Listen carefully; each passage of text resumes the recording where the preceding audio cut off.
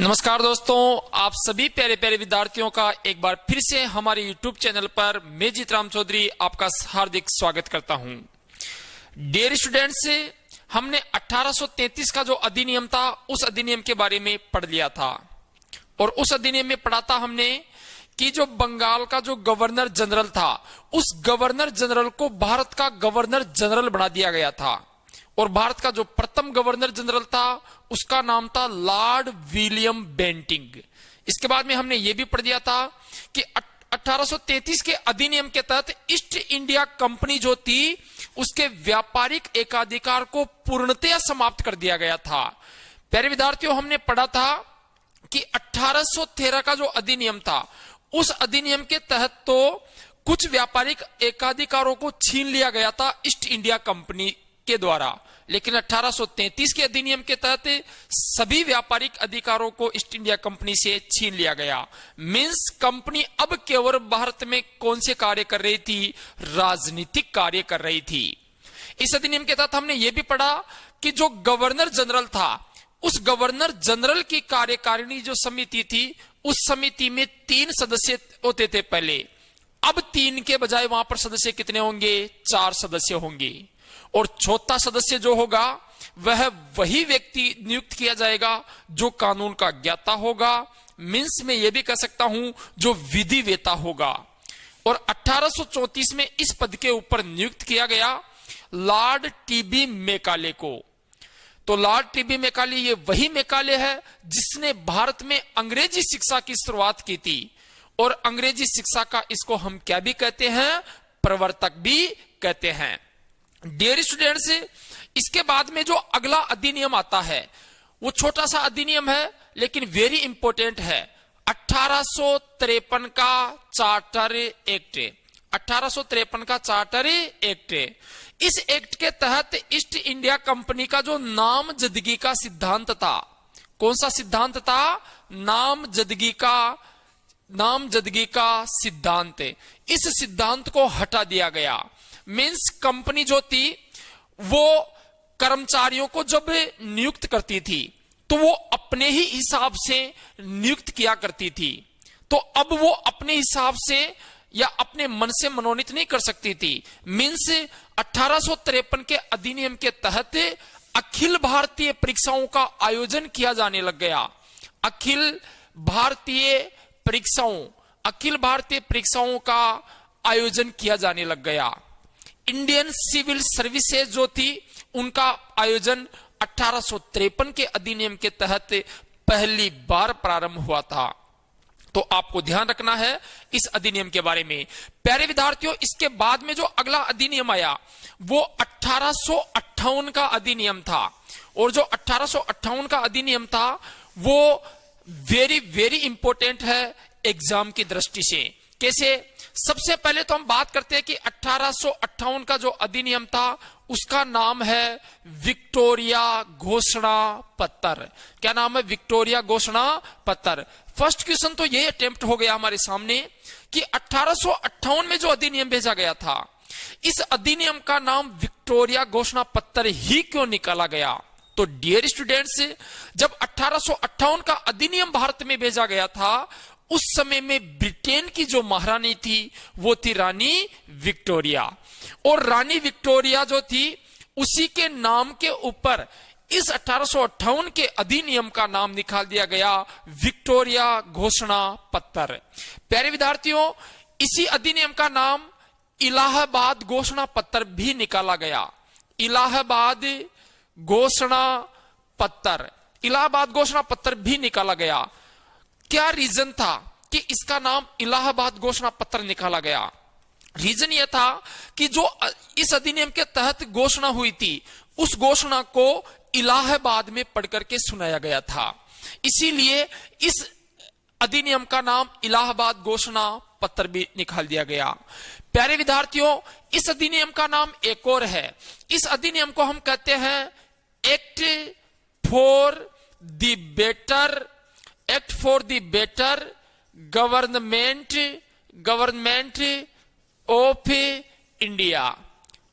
Of India. Act for the better government of India जो है इस नाम से भी इस अधिनियम को जाना जाता है। कारण क्या था? यह अधिनियम अन्य अधिनियमों की अपेक्षा में भारतीय नागरिकों के लिए अच्छा अधिनियम था, इसीलिए इसको बेटर अधिनियम भी कहा गया अन्य अधिनियमों की अपेक्षा में। क्यों? कुछ डिसीजन इस अधिनियम में भारतीयों के पक्ष में लिए गए थे। देखो, इस अधिनियम के ऊपर सबसे ज्यादा प्रभाव पड़ा था 1857 की क्रांति का। कारण क्या था? देखो, 1857 की क्रांति से एक बात तो तय हो चुकी थी हमारे सामने कि भारतीयों में अंग्रेजों की ईस्ट इंडिया कंपनी जो है उसके प्रति व्यापक असंतोष था, व्यापक विद्रोह था उस कंपनी के प्रति।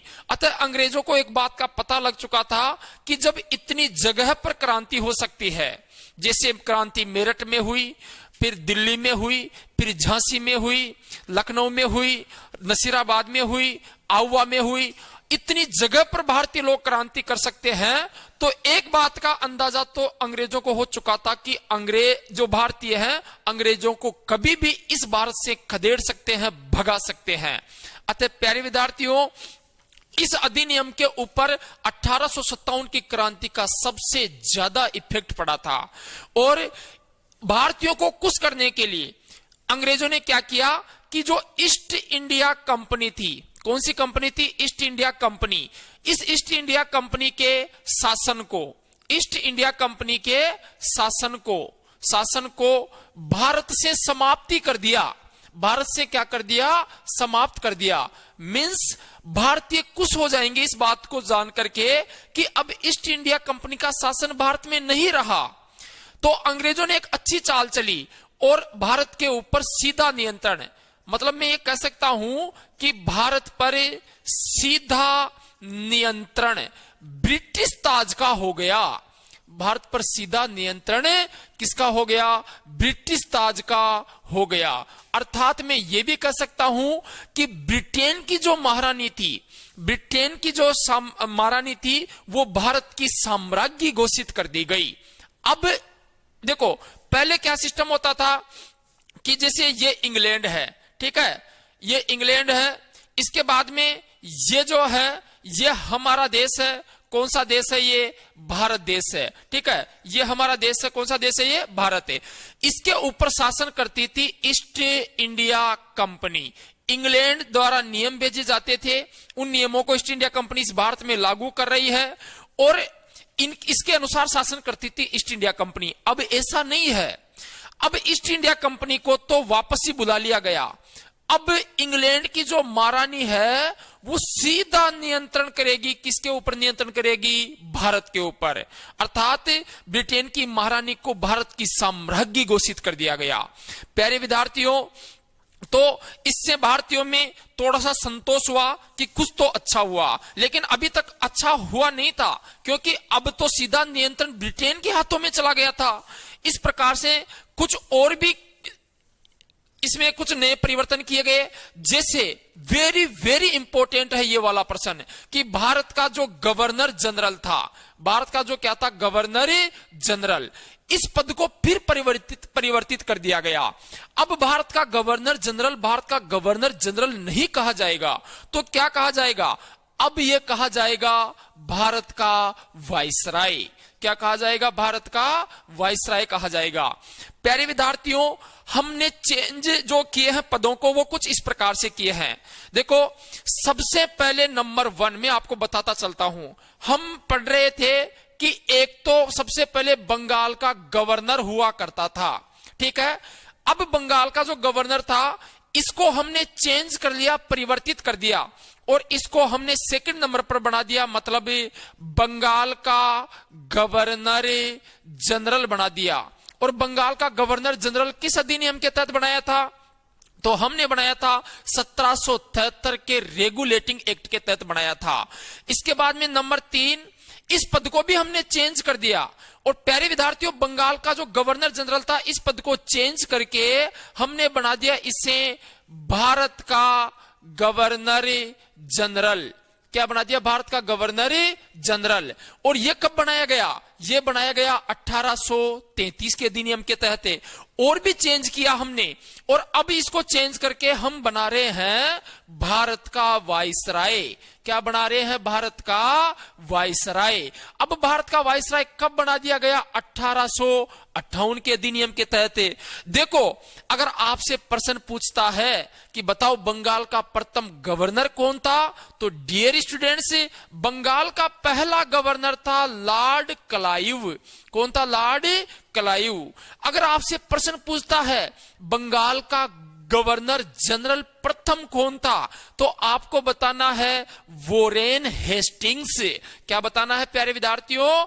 वोरेन हेस्टिंग्स। इसी प्रकार से अगर प्रश्न पूछता है भारत का पहला गवर्नर जनरल कौन था, तो आपको बताना है Lord William Bentinck. Lord William Bentinck बताना है। और डियर स्टूडेंट्स, अगर आपको प्रश्न पूछता है भारत का वाइसराय प्रथम कौन था, तो प्रथम वाइसराय था लॉर्ड कैनिंग। कौन था प्रथम वाइसराय? Lord Canning. इस प्रकार से एक सीक्वेंस बन जाता है इनका। ठीक है, अब हम बात करते हैं कि भारत का गवर्नर जनरल जो था 1858 के अधिनियम के तहत इसको भारत का वाइसराय बना दिया गया। अगर हमें बात करूं भारत का प्रथम वाइसराय कौन था, ठीक है, तो भारत का प्रथम वाइसराय, जैसा कि मैंने आपको इस सारणी में बता दिया है, भारत का प्रथम वाइसराय, भारत का प्रथम वाइसराय कौन था? तो कौन था? Lord Canning. ये वही व्यक्ति है जो 1857 की जो क्रांति हुई थी, उस क्रांति के समय में हमारे भारत का गवर्नर जनरल था। डियर स्टूडेंट्स, ये प्रश्न कहीं एग्जाम्स में पूछा हुआ है कि 1857 की क्रांति के समय में भारत का गवर्नर जनरल कौन था, तो लॉर्ड कैनिंग था। और इसी व्यक्ति को ही भारत का प्रथम क्या बना दिया गया? वाइसराय बना दिया गया। प्यारे विद्यार्थियों, इस अधिनियम के तहत एक बहुत ही वेरी वेरी इंपॉर्टेंट काम हुआ था और एक नया पद सर्जित कर दिया गया। एक नया पद सर्जित कर दिया गया। और नया पद कौन सा सर्जित किया गया था? भारत सचिव का। नया पद कौन सा सर्जित किया गया था? भारत सचिव का, अर्थात secretary of India. Secretary of India जो है, इसका पद नया बना दिया गया। देखो, भारत सचिव जो था, इसकी मतलब ये हमारा भारत सचिव है। ये जो भारत सचिव है, इसकी जो कार्यकारिणी परिषद होगी, कौन सी परिषद होगी? कार्यकारिणी परिषद। इस कार्यकारिणी परिषद में कितने सदस्य होंगे? 15 सदस्य होंगे। ये बात भी निर्धारित कर दी गई। देखो, हमने पढ़ा कि गवर्नर जनरल की कार्यकारिणी समिति में 4 सदस्य होंगे, लेकिन भारत सचिव का पद बना करके यह निर्धारित कर दिया गया कि भारत सचिव की कार्यकारिणी समिति में कितने सदस्य होंगे? 15 सदस्य होंगे। डियर स्टूडेंट्स, अब भारत का शासन 2 जगह से किया जाएगा। देखो, जो हमारा भारत है, उस भारत में तो अंग्रेजों की तरफ से जो प्रतिनिधित्व कर रहा था, हमारा भारत जो है उसमें अंग्रेजों की तरफ से जो प्रतिनिधित्व कर रहा था, वो था भारत का वाइसराय। कौन था? भारत का वाइसराय। ये व्यक्ति तो भारत में शासन कर रहा था, अर्थात अंग्रेजों का प्रतिनिधित्व कर रहा था। और अगर मैं बात करूं कि इंग्लैंड में बैठ करके भारत के ऊपर प्रतिनिधित्व कौन कर रहा था, तो वो नया पद बना दिया गया भारत सचिव का। किसका नया पद बना दिया गया? भारत सचिव का। तो भारत सचिव तो इंग्लैंड से भारत पर शासन करेगा और भारत का वाइसराय भारत में रह करके यहां पर क्या करेगा? शासन करेगा। तो भारत सचिव का नया पद बना दिया गया। प्यारे विद्यार्थियों, इस अधिनियम के, अच्छा अगर आपसे प्रश्न पूछ ले प्रथम भारत सचिव कौन था, प्रथम भारत सचिव कौन था, तो आपको आंसर देना है sir Charles Wood. Sir Charles Wood, ये व्यक्ति जो था, ये भारत का प्रथम क्या था? भारत सचिव था। डियर स्टूडेंट्स, देखो, इस अधिनियम के तहत एक कार्य और किया गया कि जितने भी 1857 की क्रांतिकारी थे, 1857 के जो क्रांतिकारी थे और जो जेल में बंद हो गए थे, जेल में क्या थे? बंद थे, उन सभी क्रांतिकारियों को छोड़ दिया गया। उन सभी क्रांतिकारियों को क्या कर दिया गया? छोड़ दिया गया। अतः प्यारे विद्यार्थियों, लॉर्ड कैनिंग ने यह काम करवाया। 1857 के क्रांतिकारियों को छोड़ने का काम किसने करवाया? लॉर्ड कैनिंग ने। इसीलिए लॉर्ड कैनिंग को दयालु वायसराय कहते हैं। दयालु वायसराय कहते हैं। किसको कहते हैं दयालु वायसराय? लॉर्ड कैनिंग को। किसको कहते हैं? लॉर्ड कैनिंग को। तो डियर स्टूडेंट्स, ये 1858 के वो फैक्ट हैं जो पटवारी में पूछने लायक हैं। अगर जब आपको आरएस के तरह से पढ़ाया जाएगा तो इसको और भी डीपली पढ़ा दिया जाएगा। तो 1858 का अधिनियम इस प्रकार से था। एक बार संक्षिप्त रूप से रिवाइज कर लेते हैं हम कि इसको विक्टोरिया घोषणा पत्र, इलाहाबाद घोषणा पत्र भी कहते हैं, act for the better government of India भी कहते हैं। इसके तहत ईस्ट इंडिया कंपनी के शासन को भारत से समाप्त कर दिया। भारत पर सीधा नियंत्रण ब्रिटिश ताज का हो गया। भारत का गवर्नर जनरल भारत का वायसराय में परिवर्तित कर दिया गया। भारत का प्रथम वायसराय लॉर्ड कैनिंग को बना दिया गया। एक नया पद सृजित किया गया भारत सचिव का, और भारत सचिव जो था उसकी कार्यकारिणी परिषद में 15 सदस्य थे। प्रथम भारत सचिव सर चार्ल्स वुड बने। 1857 की क्रांतिकारी जेल में बनते उनको इसके तहत छोड़ दिया गया और दयालु वायसराय लॉर्ड कैनिंग को कहा जाने लगा। डियर स्टूडेंट्स, इसके बाद में एक वेरी वेरी इंपॉर्टेंट तथ्य आता है और वो आता है 1861 का भारत परिषद अधिनियम। भारत परिषद अधिनियम। देखो इस अधिनियम के तहत क्या हुआ था। एक काम वेरी वेरी इंपॉर्टेंट है और वही आपको ध्यान में रखना है, और वो क्या है कि 1861 के अधिनियम के तहत जो गवर्नर जनरल थे, कौन था? Governor general. इस गवर्नर जनरल के अधिकार क्षेत्रों को बढ़ा दिया गया। अधिकार क्षेत्रों को क्या कर दिया गया? बढ़ा दिया गया। बढ़ा दिया गया मतलब पहले क्या होता था कि बहुमत के आधार पर डिसीजन लिया जाता था गवर्नर जनरल के द्वारा। अब गवर्नर जनरल अन्य जो व्यक्ति है कार्यकारिणी परिषद में, उन व्यक्तियों का जो कोई भी मत होता था उसकी उपेक्षा भी कर सकता था। मतलब वो जैसा कहेंगे वैसा करने के लिए बाध्य नहीं था ये। अब ये स्वयं अपने अकॉर्डिंग भी किसी डिसीजन को ले सकता था। ये कौन से अधिनियम के तहत कर दिया गया? 1861 के अधिनियम के तहत। डियर स्टूडेंट्स, 1892 का जो चार्टर एक्ट था, इस चार्टर एक्ट के तहत वेरी इंपॉर्टेंट काम जो किए गए थे वो इस प्रकार से थे कि सबसे पहले नंबर 1, एक तो अप्रत्यक्ष निर्वाचन प्रणाली की शुरुआत हो गई। अप्रत्यक्ष निर्वाचन प्रणाली जो है, इस निर्वाचन प्रणाली की क्या हो गई? शुरुआत हो गई। ठीक है, एक काम तो ये कर दिया गया। और नंबर 2, बजट पर बहस होना प्रारंभ हो गई। बजट पर बहस होना क्या हो गई? प्रारंभ हो गई। डियर स्टूडेंट्स, देखो ये वो ही काम है जो वर्तमान की संसद में होते हैं। कैसे? देखो आज भी राज्यसभा के सदस्यों को अप्रत्यक्ष रूप से चुना जाता है। इसी प्रकार से आज भी जब बजट पारित किया जाता है तो उसके ऊपर बहस होती है। मतलब मैं ये कह सकता हूं कि 1892 का जो अधिनियम था, उस अधिनियम में वो कार्य प्रारंभ कर दिए गए जो आज की संसद में होते हैं। मीन्स मैं ये भी कह सकता हूं, देखो अप्रत्यक्ष निर्वाचन प्रणाली किसे कहते हैं? आपके सामने जब मैं पूरा संविधान पढ़ाऊंगा तो बार बार आएगा कि प्रत्यक्ष निर्वाचन प्रणाली, अप्रत्यक्ष निर्वाचन प्रणाली। ठीक है, देखो ये जनता है। ठीक है, ये है जनता। अब जनता अगर किसी व्यक्ति को चुनती है, निर्वाचित करती है, जैसे ये मेंबर ऑफ लेजिस्लेटिव असेंबली अर्थात एमएलए है, जिसे हम विधायक कहते हैं, इसका निर्वाचन कौन करती है साहब? ये जनता इसका निर्वाचन करती है। अब देखो अगर जनता किसी को चुनती है तो वो तो क्या कहलाएगा? वो तो कहलाएगा प्रत्यक्ष निर्वाचन। कौन सा निर्वाचन कहलाएगा? प्रत्यक्ष निर्वाचन। लेकिन यदि जनता के द्वारा चुने हुए प्रतिनिधि अगर किसी का निर्वाचन करते हैं, जैसे ये विधायक है ना, ये विधायक निर्वाचन किसका करेंगे? ये करेंगे राज्यसभा के सांसदों का, मेंबर ऑफ पार्लियामेंट्स का, जो राज्यसभा के सांसद हैं। अब राज्यसभा के सांसद को जनता थोड़ी ना चुनती है, राज्यसभा के सांसदों को जनता के द्वारा चुने हुए विधायक चुनते हैं।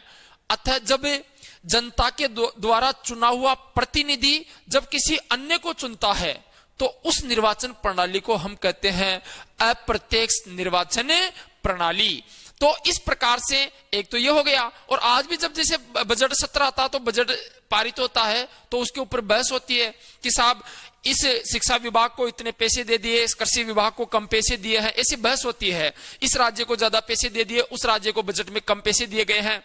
तो आज भी संसद में यही काम होते हैं।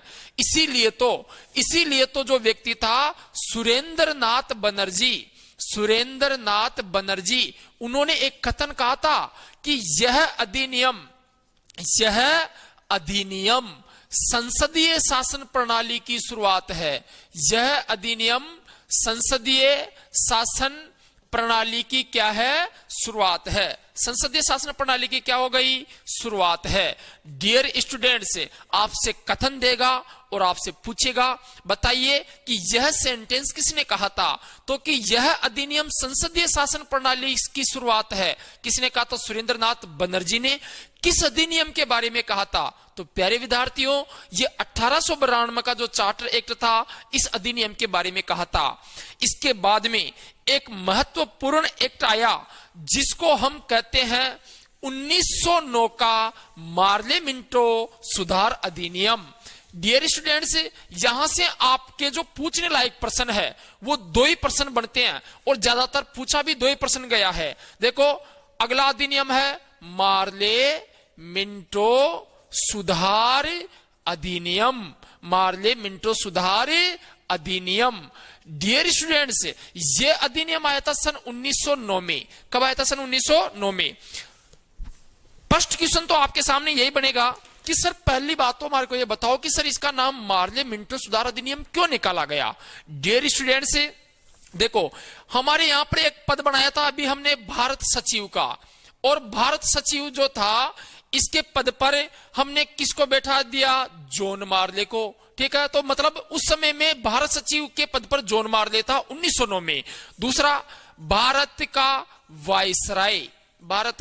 वायसराय उस समय में कौन था? Lord Minto. कौन था? Lord Minto.